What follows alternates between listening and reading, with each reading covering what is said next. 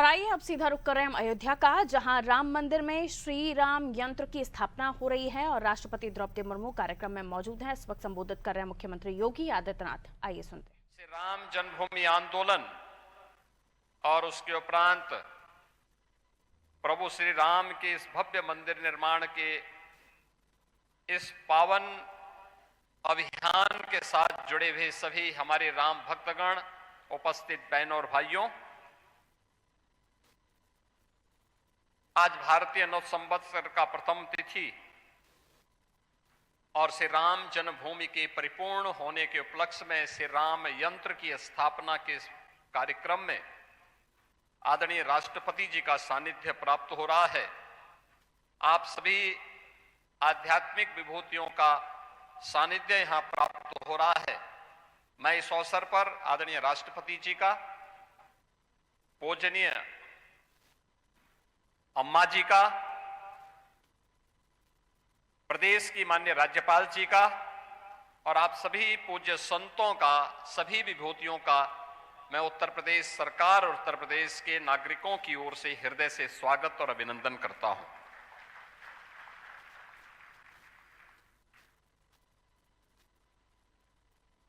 अब अयोध्या के बारे में ये बातें हम कह सकते हैं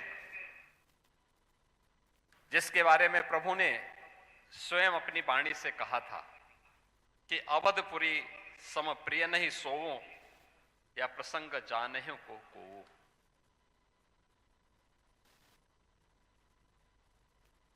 जन्म भूमि मम पुरी सहावनी, उत्तर दिशि वह सरयू पावने। आप सोचो, सरयू मैया तभी से इस पवित्र अयोध्या धाम को पवित्र करते हुए अपने निर्मल जल से इस पूरे क्षेत्र को आलोकित करती है।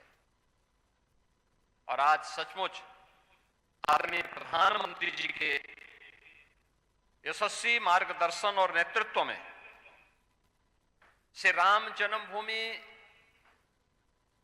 मंदिर निर्माण के लिए भूमि पूजन का कार्यक्रम हो,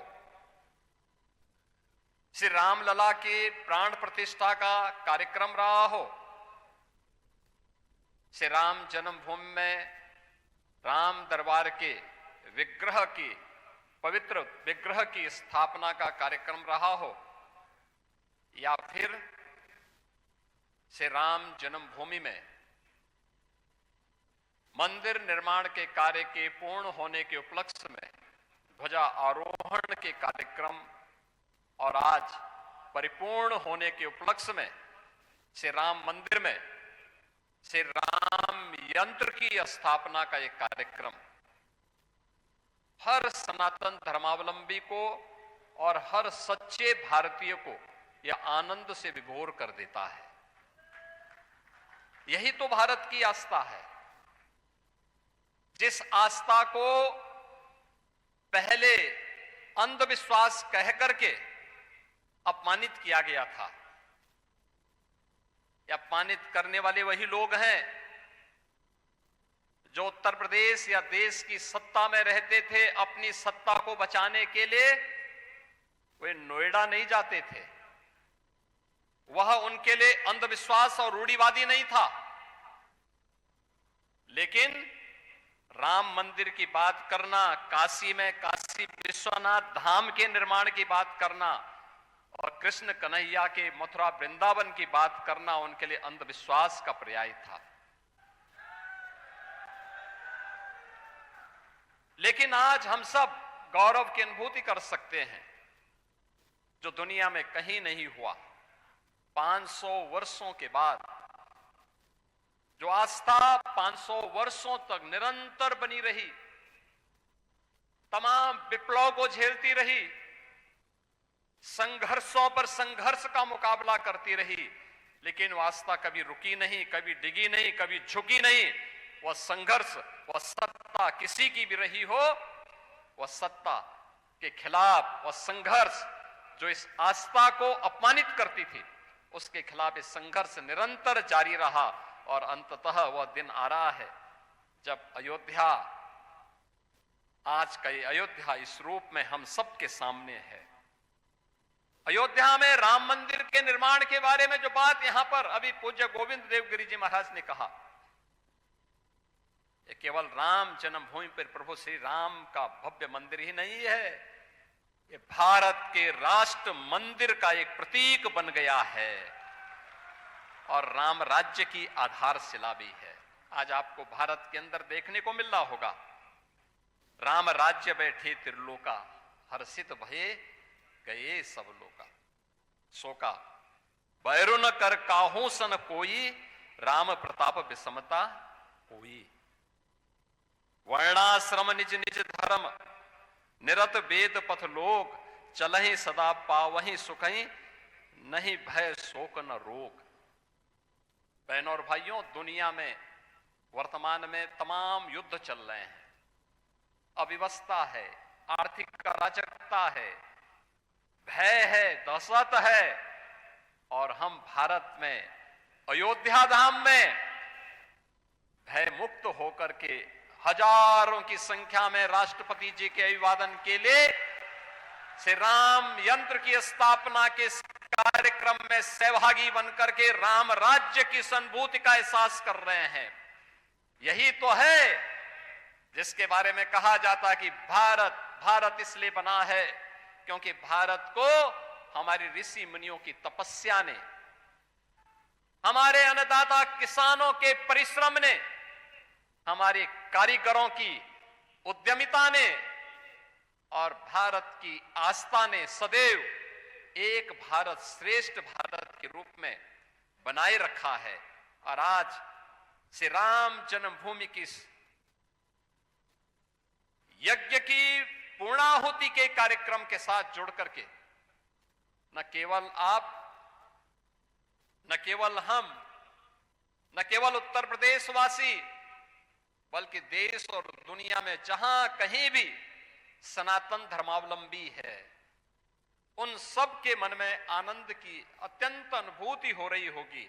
हर व्यक्ति इच्छुक है, क्योंकि हम लोग तो यहाँ की व्यवस्था के साथ, ट्रस्ट के साथ और यहाँ के प्रशासन के साथ जब बराबर संवाद बनाते हैं, पूछते हैं, निरंतर व्यवस्था के बारे में पूछते हैं।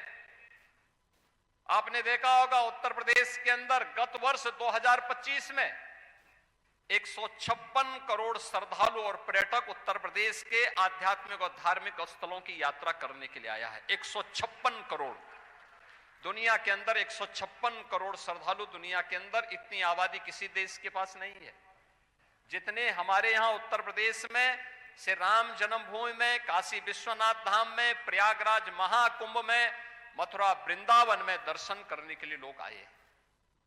बहनों और भाइयों, ये नया भारत है और ये बदलता हुआ भारत भी है।